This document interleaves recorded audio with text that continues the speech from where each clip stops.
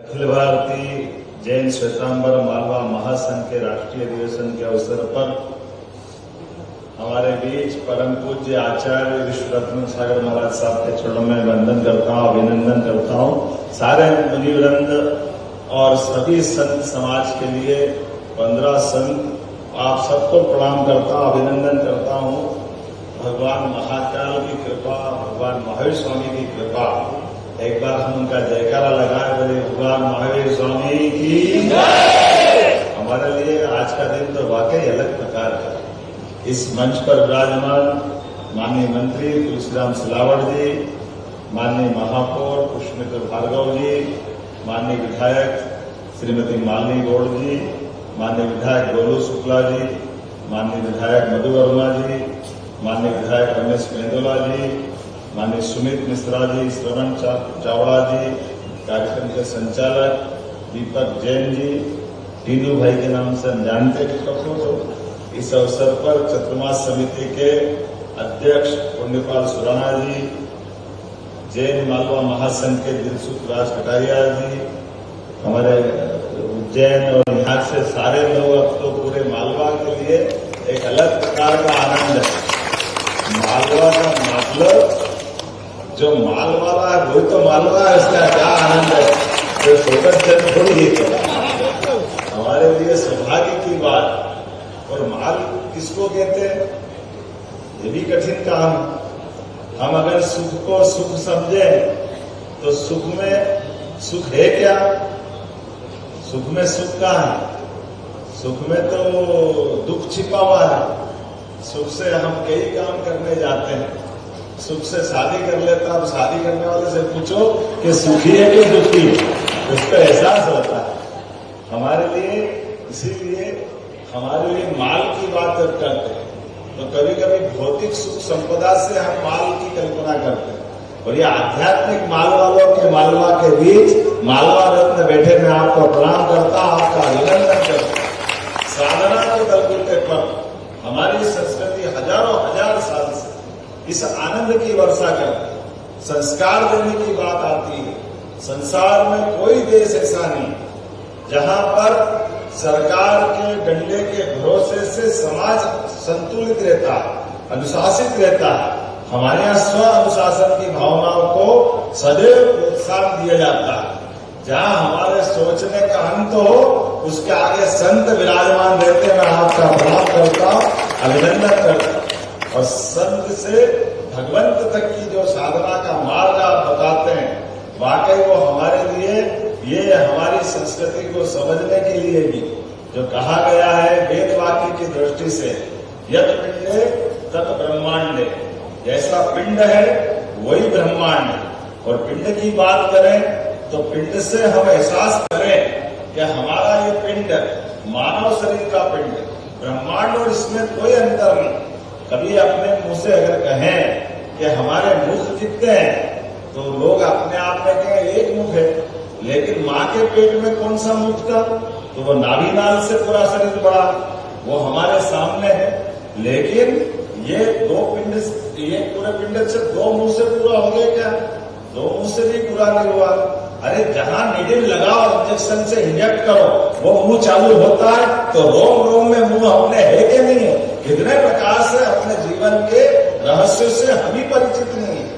हमारे लिए एक नहीं, दो नहीं, ऐसी कई अनेक बातों का अभी संसार के साथ हमारे इस सनातन संस्कृति के बलबूते पर ये अलग अलग प्रकार की धाराओं से जीवन की महत्ता को स्थापित करने की जो धारा बहती है, वो सच्चे अर्थों में हमको अपने जीव मात्र से जोड़ती।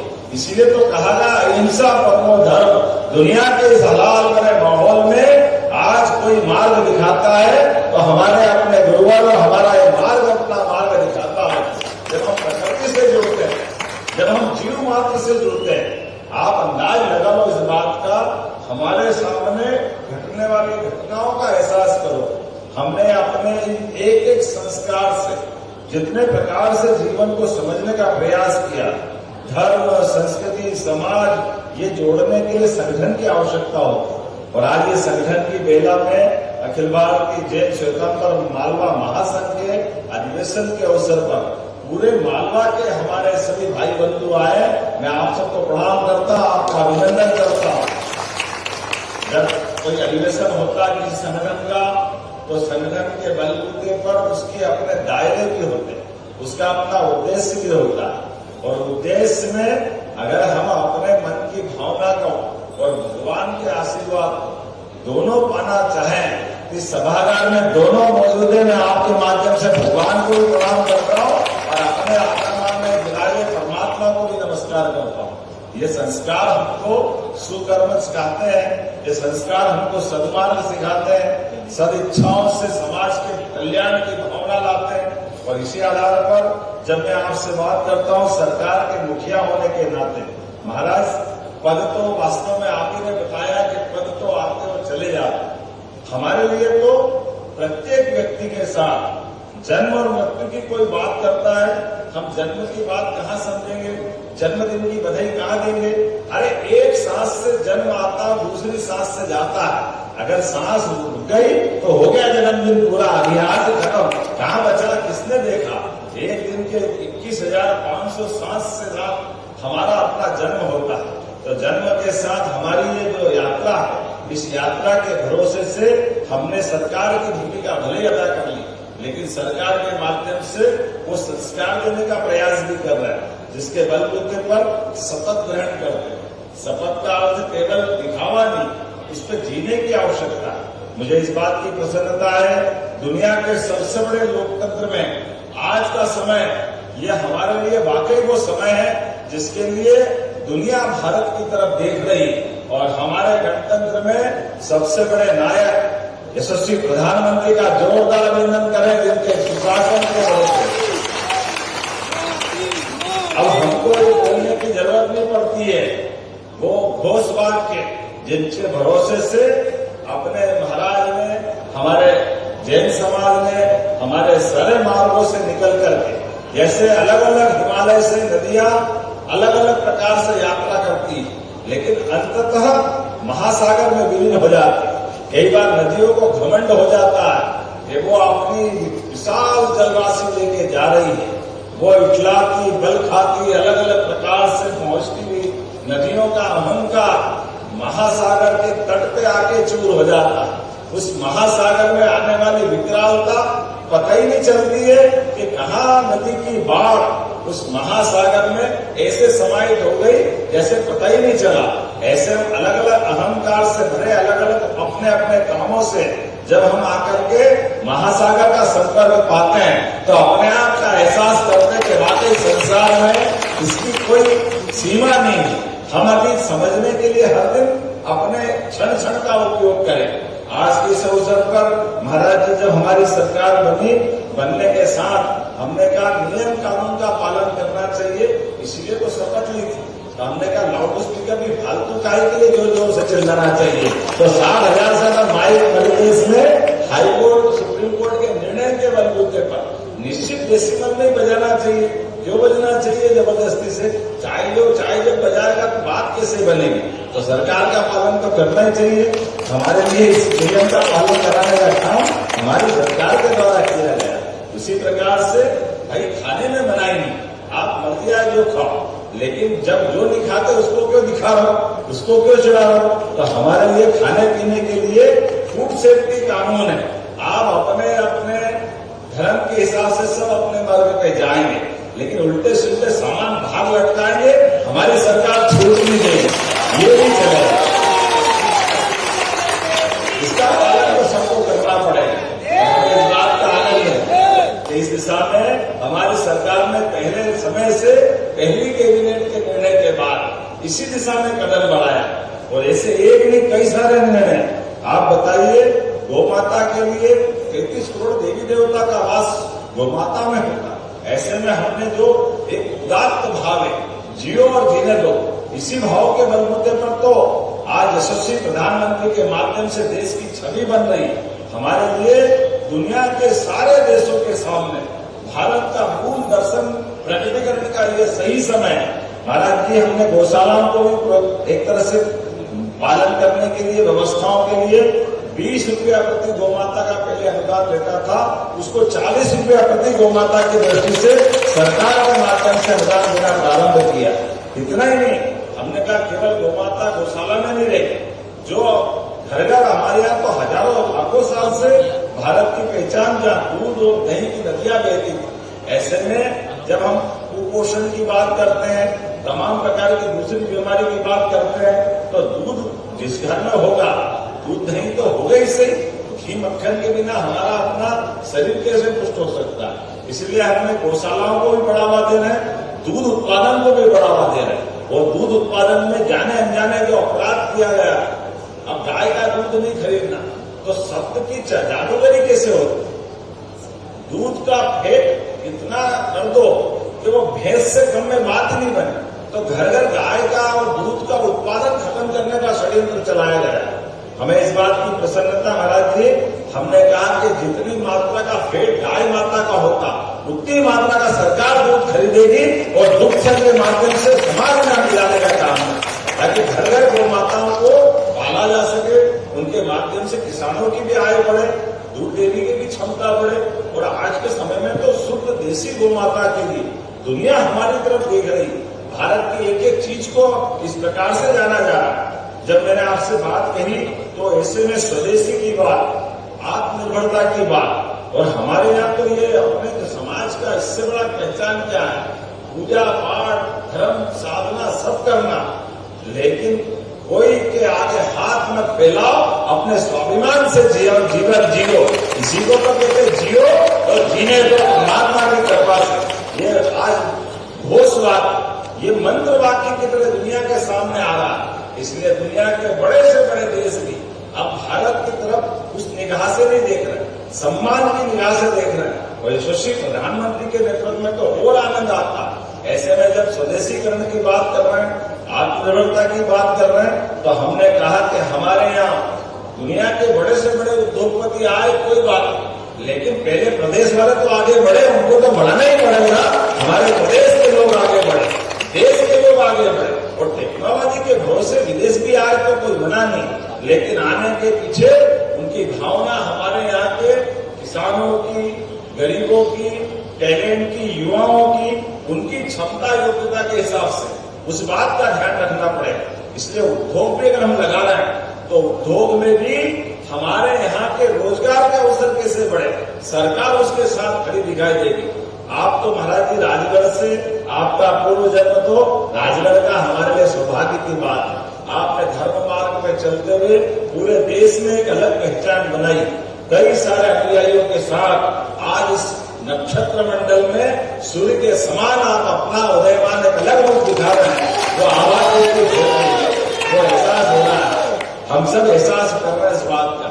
इस धूप अंधेरी रात में यहाँ 16 कला का चंद्रमा जैसे उदयमान होता है, ऐसे महाराज जी का उदयमान होना पूर्णिमा को हमारे बीच लाने के बराबर होता है। यह अमावस की रात के बीच चमकता चांद हम सबको जीवन के सारे आशीर्वाद दे।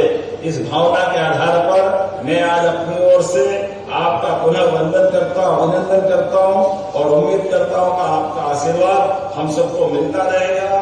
ये हमारे भाइयों बहनों का श्री जैन श्वेतांबर मालवा महासंघ जो 2012 में उज्जैन में बना था, और उज्जैन काल की नगरी, और काल मतलब समय की नगरी, और समय सुसमय में संतों के आशीर्वाद से बदल जाता है तो आनंद 4 गुना हो जाता है। उसका एहसास हम सबको होता है। ऐसे अवसर पर जब महाराज जी के आशीर्वाद से, जब एक अपने अलग प्रकार का संगठन जिसकी नीति स्पष्ट है, दृष्टि दूरदर्शी है, और समाज को पंथ और संप्रदाय की सीमा से ऊपर उठकर सामाजिक समरसता के सूत्र के भरोसे से संसार में आने वाली सभी प्रकार की अवरोध की कठिनाइयों के बाद भी अपनी दीर्घ दृष्टि से हम संस्कार देने का काम करेंगे, गौ सेवा का काम करेंगे, दान और अनुकंपाओं के भरोसे से सहधार्मिक सेवा और जीव मात्र के कल्याण की भावना को लेकर बढ़ेंगे, तो निश्चित रूप से आपके माध्यम से परमात्मा भी हमको आशीर्वाद देंगे।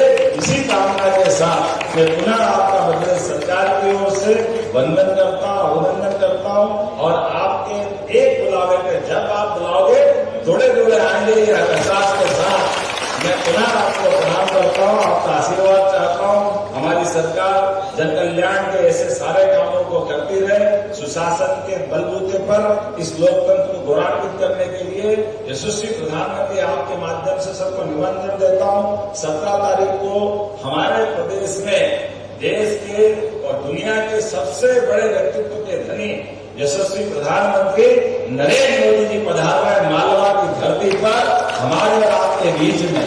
वो धार राजगढ़ का इलाका जहां पर वो एक नए प्रकार से एक बड़ा इंडस्ट्रियल बेल्ट का भूमि पूजन करेंगे, जिनके माध्यम से एक साथ कई कार्यक्रमों की शुरुआत होगी। हमारे लिए एक बड़ा भाव उनका ये भी है कि जन्मदिन का सवाल नहीं, जन्मदिन से हमारे संस्कार क्या मिलते हैं, वो संस्कार से सेवा और सहकारिता और सहअस्तित्व की भावना के बलबूते पर हमारे संस्कार भी मिले।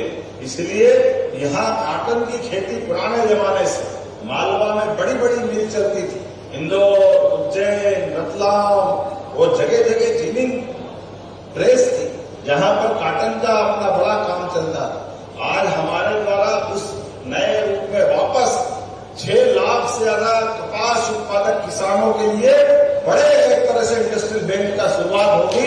वो वापस दौर आएगा जो दौर पहले चला गया, जिसके भरोसे से हमारे अपने आज के दौर में भारत फिर आगे बढ़े। पीएम मित्र पार्क के माध्यम से 1 लाख से ज्यादा लोगों का तो महाप्रत्यक्ष रोजगार मिलेगा, 2 लाख से ज्यादा लोग उसके सहायक अपना अपना लाभ लेंगे। वो 6 लाख से ज्यादा किसानों को उसका पूरा लाभ मिलने वाला। मैं आज के इस अवसर पर आप सबके माध्यम से माननीय प्रधानमंत्री जी को धन्यवाद देता हूँ। वो 17 तारीख से 2 अक्टूबर तक उनके जन्मदिन से लगा करके गांधी जयंती तक के सारे कार्यक्रमों की शुरुआत करने के लिए, आशीर्वाद देने के लिए हमारे बीच पधार रहे हैं। मैं उनके माध्यम से आपका भी और आपके माध्यम से उनको आशीर्वाद आप अभी पुरुष से ही प्राप्त करना चाहूंगा। 17 तारीख को उनका जन्मदिन है, हम सबकी सद्भावना है प्रधानमंत्री दीर्घायु हो, इसी प्रकार से काम करते रहे और देश को आगे बढ़ाए, मध्यदेश को आगे बढ़ाए। मैं इसी भावना के साथ पुनः महाराज जी का अभिनंदन करता हूं और आज की चतुर्मास समिति का, जिसके माध्यम से पुण्यपाल सुराणा जी, कैलाश नाहर जी, ललित सिंह जैन जी, मनीष सुराणा जी, प्रीतेश पोस्तवाल जी, शेखर गिरगड़ा जी, नाम तो इतने हैं, संतोष चोपड़ा जी से लेके अभय चोपड़ा जी तक, राजेश धाकड़ का है हमारे अध्यक्ष बनाए हैं, ये भी श्वेतांबर समाज से ही। तो आप अभय जी, मैं आपके माध्यम से भाजपा सदैव आपके साथ दिखाने का प्रयास भी कर रहा हूँ। थोड़ा सा हमारे बीच में हमारे समाज के युवाओं को मौका मिलना चाहिए, तो उनको यथायोग्य प्रकार से हमारी पार्टी उनका सबका ध्यान रखती है। और एक बार फिर आज पार्टीबाजी से ऊपर उठकर शुद्ध इस अधिवेशन में पुनः आपके बीच आशीर्वाद लेने के लिए आया। बार बार आपको परेशान करता रहूंगा, इस भावना के साथ जब भी अच्छा होगी आपका हमारे बीच में। जैसे दिन भर से गौ माता जंगल में घूमने जाती है और बछड़ा रंभाता हुआ घर में बेचैनी से अपना समय पास करता है, कब माँ आएगी और दूध का आनंद कराएगी, इस भावना के साथ मेरी बात को विराम करता हूँ, पुनः प्रणाम करता हूँ। एक बार मेरे साथ सभी बोलिए, महाकाल महाराज की जय। बहुत धन्यवाद माननीय मुख्यमंत्री जी ने जिए और जिन्होंने अपने उस जो भगवान महावीर का